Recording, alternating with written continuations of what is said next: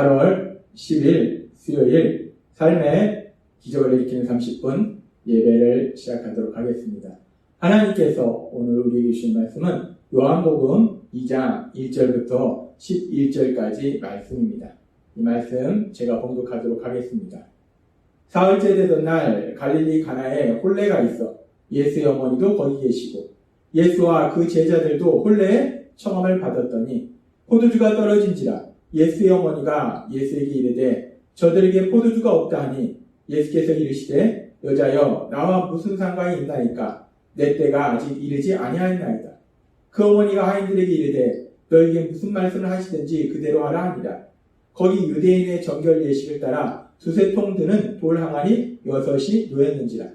예수께서 그들에게 이르시되 항아리에 물을 채우라 하신즉 아기까지 채우니 이제는 떠서 연회장에게 갖다 주라 하시매 갖다 주었더니 연회장은 물로 된 포도주를 맛보고도 어디서 났는지 알지 못하되 물도온 하인들은 알더라.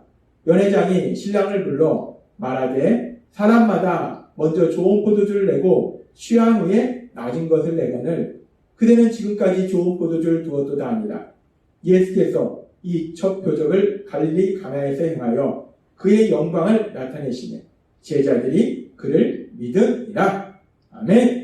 오늘 이 시간 하나님께서 우리에게 주신 말씀을 듣기 전에 잠시 기도하는 시간 갖도록 하겠습니다. 하나님 아버지 감사합니다. 오늘도 저희들 사랑하셔서 저희를 불러주시고 저희에게 말씀하여 주시니 감사합니다.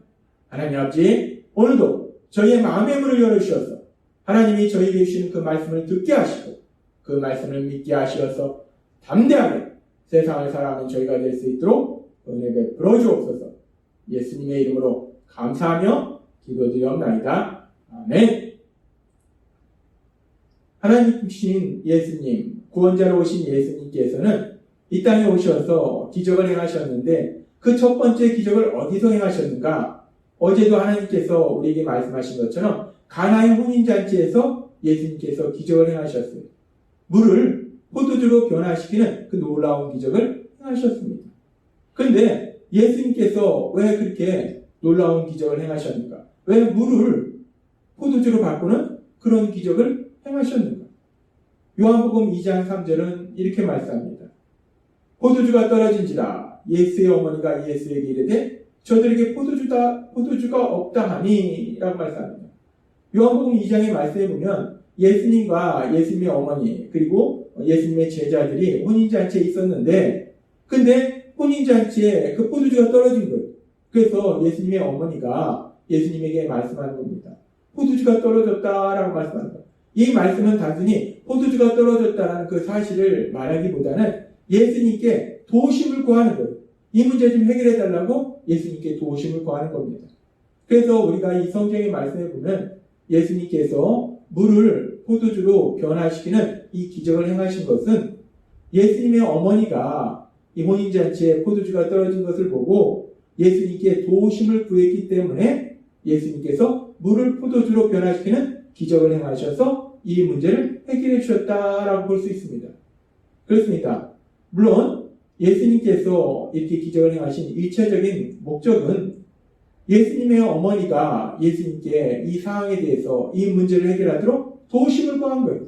그래서 예수님께서 기적을 행하셔서 이 문제를 해결해 주셨다는 겁니다. 그런데 이렇게 예수님께서 물을 포도주로 변화시키는 기적을 행하신 것은 1차적으로 볼 때는 그렇게 현실적인 이유를 생각해 볼 수 있지만 사실은 더 큰 목적이 있다는 겁니다.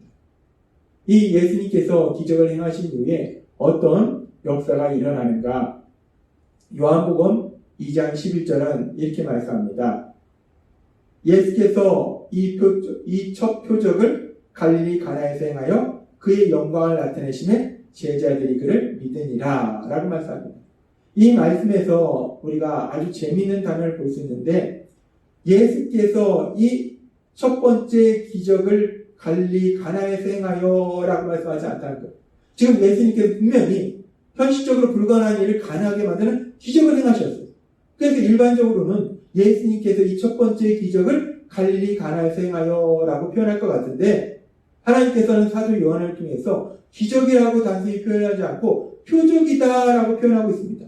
표적. 표적을 행했다라고 말씀한다면 이 표적이 의미하는 것이 무엇일까? 왜 표적이라는 단어를 썼을까?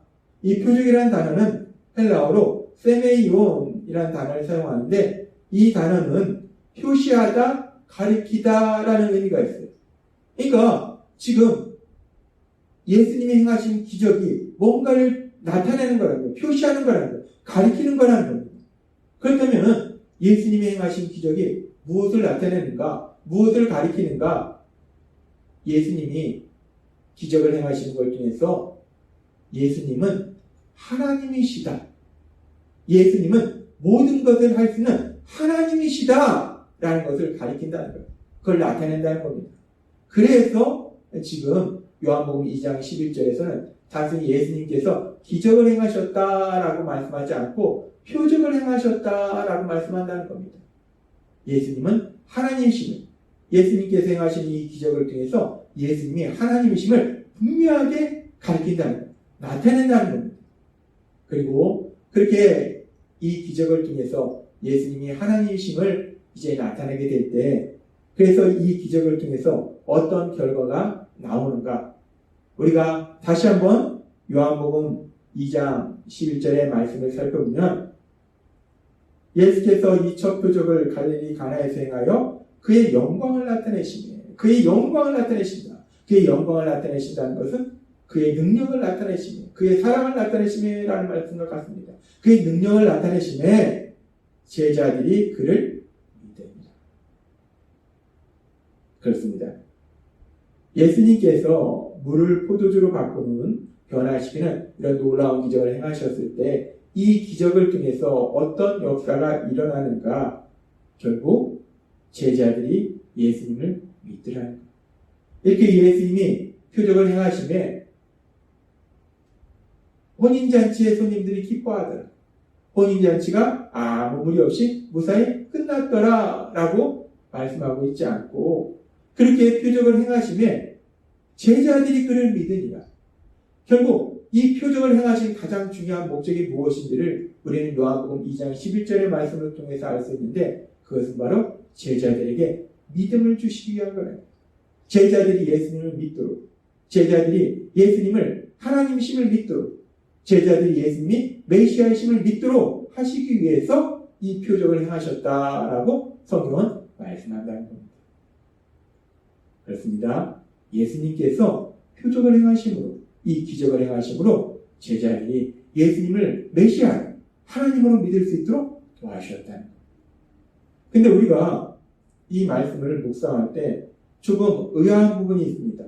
왜 그러냐면 우리가 요한복음 1장에서 살펴볼 때 예수님을 따르던 제자들, 사도 요한, 안드레, 베드로, 빌립, 나다니엘, 이 모든 사람들이 왜 예수님을 따랐는가?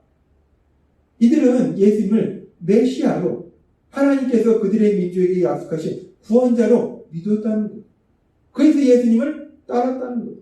이미 이들은 예수님을 메시아로 믿고 있는데, 근데 지금 요한복음 2장 11절은 그 기적을 통해서, 표적을 통해서 이들이 예수님을 믿었다라고 얘기합니다. 이미 예수님을 믿었는데 표적을 통해서 예수님을 믿었다는 건 또 무엇을 의미하는가? 우리가 좀 혼란스럽습니다. 이건 뭐지? 라는 생각이 들어요.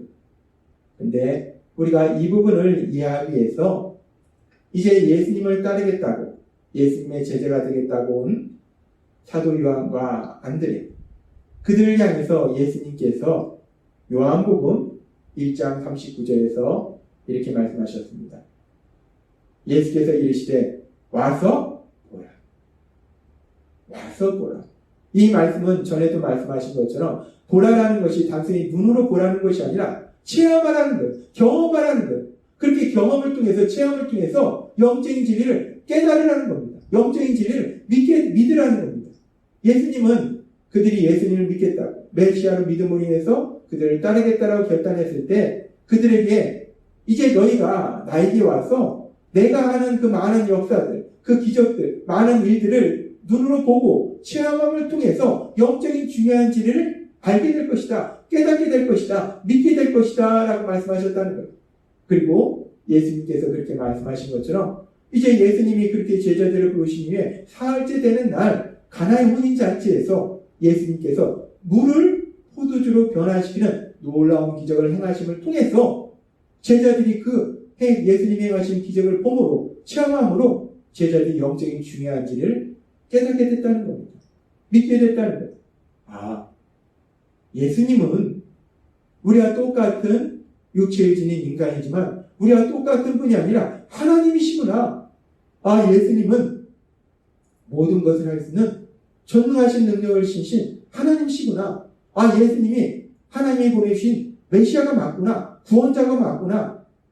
이제까지는 그들이 지식적으로 예수님을 메시아로 믿었다면 이제는 이들은 이 표적을 통해서 이 기적을 통해서 영적으로 그들이 진정으로 예수님을 메시아로 하나님으로 믿게 되는 그런 역사가 일어났다는 겁니다. 그래서 오늘 우리에게 주시는 요한복음 2장 11절은 이렇게 말씀하는 거예요. 예수께서 이 촉표적을 갈릴리 가나에서 행하여 그의 영광을 나타내심에 제자들이 그를 믿으니라 라고 말씀합니다. 예수님께서 갈릴리 가나의 혼인잔치에서 물을 포도주로 변화시키는 놀라운 기적을 행하심을 통해서 제자들이 예수님을 믿게 됐다는 것. 예수님이 하나님이심을, 예수님이 메시아이심을 믿게 됐다는 겁니다. 또한 오늘 이 말씀을 우리에게 주실 때 예수님께서 행하시는 이 놀라운 기적에 대한 말씀을 듣는 우리들이 이 말씀을 통해서 우리가 믿는 예수님은 하나님이시구나. 모든 것을 할 수 있는 하나님이시구나. 그 예수님이 하나님이심을 믿을 수 있도록 이 기적을 행하셨고 이 기적을 행하시는 이 말씀을 오늘 우리에게 주셨음을 믿습니다. 그렇습니다. 우리가 믿는 예수님, 우리 죄를 대신하여 십자가에 돌아가시고 부활하신 예수님, 그 예수님은 하나님이시라는 거예요. 모든 것을 할 수 있는 하나님이시라는 거예요. 불가능한 일이 없으신 하나님이시라는 거예요. 따라서 우리가 그 예수님을 구주와 주님으로 믿을 때 모든 것을 할 수 있는 그 하나님은 우리 삶 속에서 능력으로 역사한다는 거예요. 그렇기 때문에 우리가 이 땅을 살아갈 때 우리가 믿는 하나님이 예수님이 하나님이심을 믿을 때 우리가 삶 속에 이런 문제를 만나든 저런 문제를 만나든 할 수 있는 것보다 할 수 없는 것이 더 많은 내 능력으로 힘겹게 이 땅을 살아가는 것이 아니라 우리가 믿는 예수님, 하나님이신 예수님, 모든 것을 할 수 있는 그 능력이 하나님이신 예수님, 그 예수님이 행하시는 하나님이 행하시는 그 놀라운 능력, 그 능력으로 신나게 이 땅을 살아가게 될 걸 믿습니다. 그래서 하나님은 오늘도 다시 한번 우리에게 분명하게 말씀해 주신 거예요. 예수님께서 가나의 혼인잔치에서 물을 포도주로 변화시키는 기적을 행하시는 이 놀라운 사건에 대해서 우리에게 말씀하심을 통해서 우리가 믿는 예수님은 하나님이시다. 모든 것을 할 수 있는 하나님이시다. 라는 것을 분명하게 믿도록 만들어주고 계심을 믿습니다. 오늘 주신 말씀처럼 우리가 믿는 예수님이 하나님이심으로 그 예수님 안에 거함으로 인해서 이 땅을 살아갈 때 하나님의 하신 그 놀라운 역사로 인해서 기쁘고 담대하게 세상을 살아가시는 여러분 되시길 주님의 이름으로 축원합니다. 기도하겠습니다. 하나님 아버지 감사합니다. 오늘도 주신 말씀처럼 우리가 믿는 예수님은 가나의 혼인잔치에서 물을 포도주로 변화시키는 놀라운 기적을 행하신 것처럼 모든 것을 행하실 수 있는 하나님이심을 믿습니다. 그 예수님을 믿음으로 인해서 하나님의 하신 놀라운 역사를 인하여 기쁨으로 담대하게 세상을 살아가는 저희가 될 수 있도록 은혜 베풀어 주옵소서. 예수님의 이름으로 감사하며 기도드리옵나이다. 아멘. 이 시간도 하나님께서 우리 주신 말씀 묵상하면서 조용히 기도하는 시간 갖도록